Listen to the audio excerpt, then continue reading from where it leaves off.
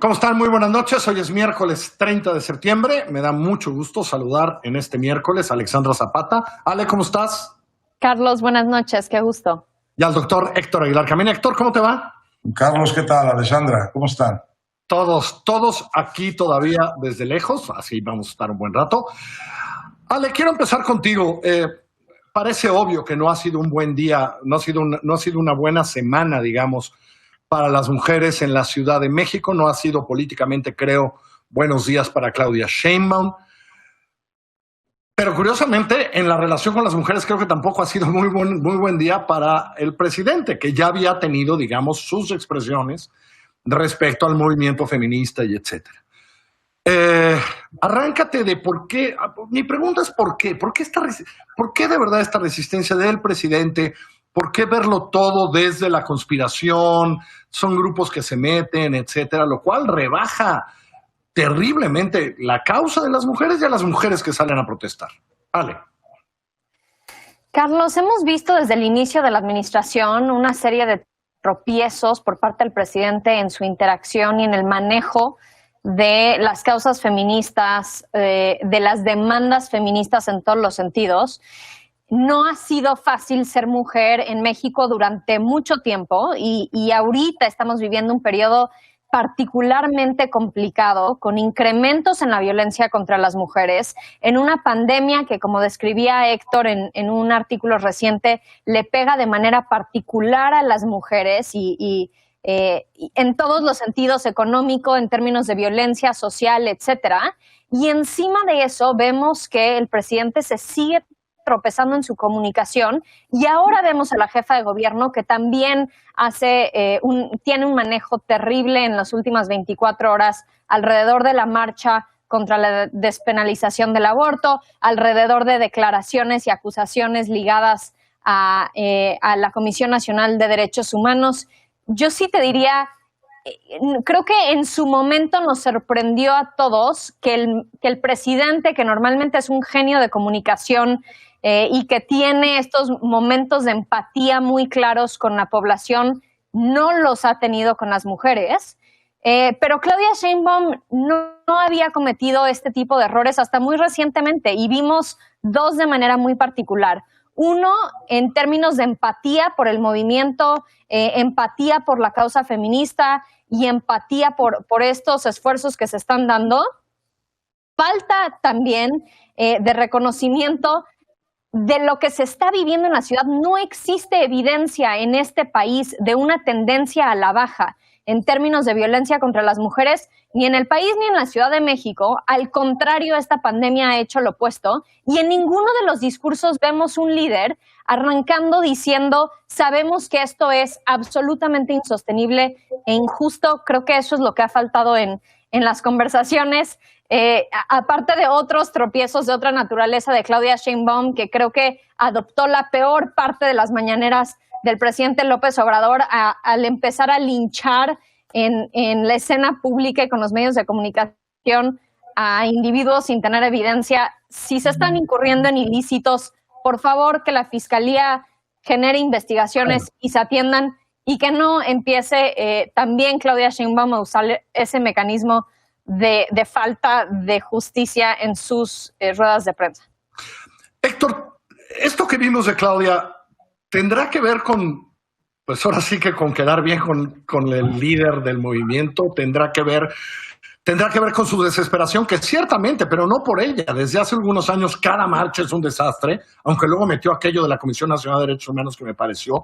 ¿Cómo te explicas esto? Porque el presidente a mí no me extrañó mucho, ya se había referido así a otras, pero ella. Mira, yo creo que al final Claudia Sheinbaum es una subordinada, una colaboradora, una parte fiel, integrada de lo que es el gobierno, de lo que es la causa de López Obrador.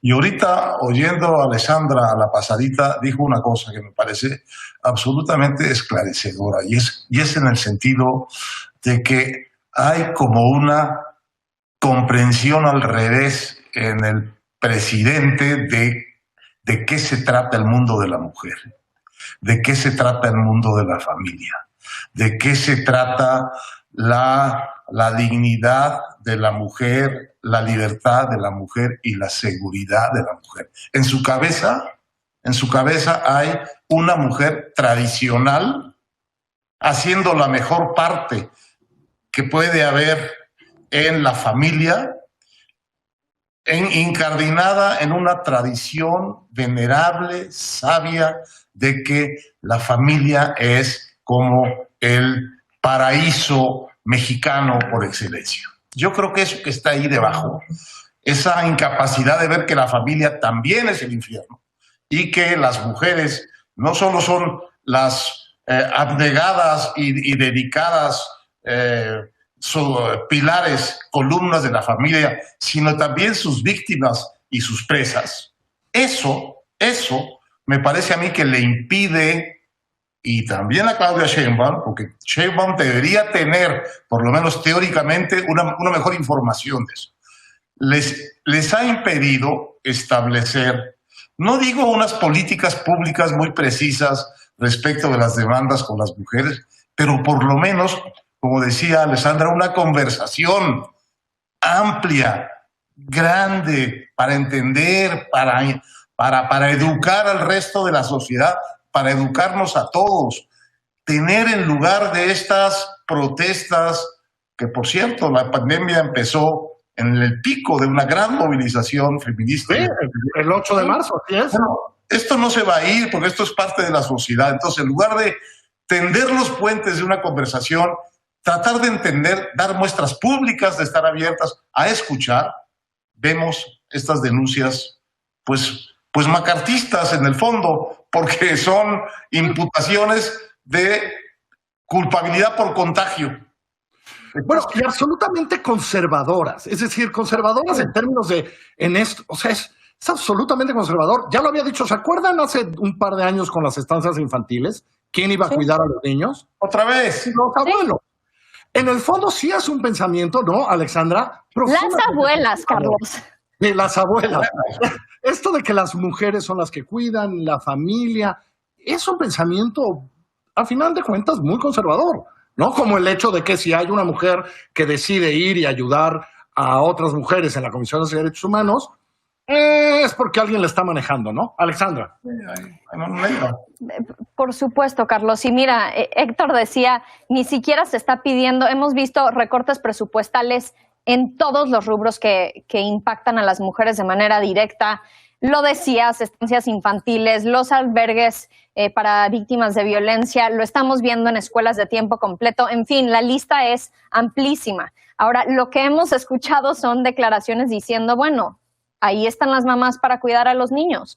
Si las mujeres están siendo víctimas de violencia en su casa, que por favor le soliciten al marido con un tono de voz muy lindo que cuenten hasta 10. Esos son el tipo de declaraciones que estamos escuchando del gobierno federal.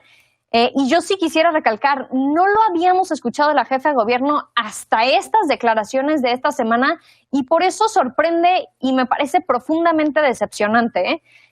Sí había marcado una sana distancia con el presidente en términos de ciertas políticas. Lo hemos visto en ocasiones selectivas con el uso de cubrebocas, con el manejo de la pandemia en la Ciudad de México y con sus declaraciones y su empatía alrededor de los movimientos de las mujeres hasta lo que hemos visto recientemente. Creo, y lo hemos dicho en las 2 marchas feministas que han ocurrido en la administración del presidente López Obrador y el pésimo manejo, que las mujeres y las marchas feministas siguen siendo el talón de Aquiles de la administración. No han sabido cómo encauzar, manejar, generar un diálogo de empatía con estos movimientos y sí creo que está minando la credibilidad de este presidente que se preocupa por la sociedad, por los ciudadanos y por más de 50% de la población. Ahora, Héctor, tú escribes hoy en nuestro periódico, en Milenio, y dices que el 21 es una incógnita. No sabemos qué va a pasar con el 21. Sí. ¿Pero crees que esto va a impactar en cualquier cosa que pase con el 21? Es decir, esto que se vuelve primeras planas, televisión, a ver, esto se puede medir en las encuestas. Si tú ves en las encuestas, ves que un enorme porcentaje de los votantes que tuvo López Obrador fueron de mujeres. Yo no veo cómo, con esta conducta como gobierno hacia las mujeres, ese porcentaje de votantes, no sé qué diga Alessandra, se va a mantener igual. Yo creo que, entre otras cosas, lo que están haciendo aquí es perder votos que fueron estratégicos en su victoria anterior. Ahora, pero a mí lo que me preocupa fundamentalmente es esta ceguera, esta sordera ante un movimiento tan evidente. Una vez que empiezan la violencia y las manifestaciones como vemos, a mí no me gusta eso, los piquetes violentos a golpear, ahí ya es muy difícil manejar bien una situación. Tiene que ser manejada bien desde antes. Tiene que ser manejada bien desde que nombras a una presidenta de la Comisión de Derechos Humanos que entienda la causa de las mujeres, que esté de parte de la causa de las mujeres. ¿Por qué? Porque esa es la oleada en la que viene el país. Entonces, si tú nombras a una señora que no puede ni hablar una palabra en relación con este tema y que todo lo que se le ocurre es que están atentando contra ella por no sé qué, pues naturalmente que el conflicto va a ir escalando hasta llegar al momento en que están unas muchachas, para mí, inexplicables, con unos martillos pegándoles a unas policías, es decir, destruyendo lo que encuentran a su paso. Ya una vez que el asunto llega ahí, casi cualquier administración de esa violencia sale mal. El tema es antes. Sí, pero Héctor, yo creo que más, incluso ni siquiera es una falta de prioridad del tema, es un enojo y negación de lo que está sucediendo, porque una de las principales mentiras que se dice en el segundo informe de gobierno por parte del presidente es los feminicidios están bajando, y eso es en los 2 segundos que le dedicó al tema de las mujeres en su informe, y para decir un dato absolutamente falso. De ese tamaño es la resistencia del presidente de ver el tamaño del problema que está enfrentando, sí. La incomprensión. Pero creo que todo viene de una idea antigua, falsa, tradicional, de una familia, del papel de las mujeres en la familia y en la sociedad, que no existe, y que si existe es más probablemente un lugar de opresión que un lugar de solidaridad. Eso me parece muy importante. Sí, es parte de un pensamiento tradicional. Ale, gracias. Héctor, gracias. Se nos fue el tiempo. Gracias a ustedes. Muy buenas noches.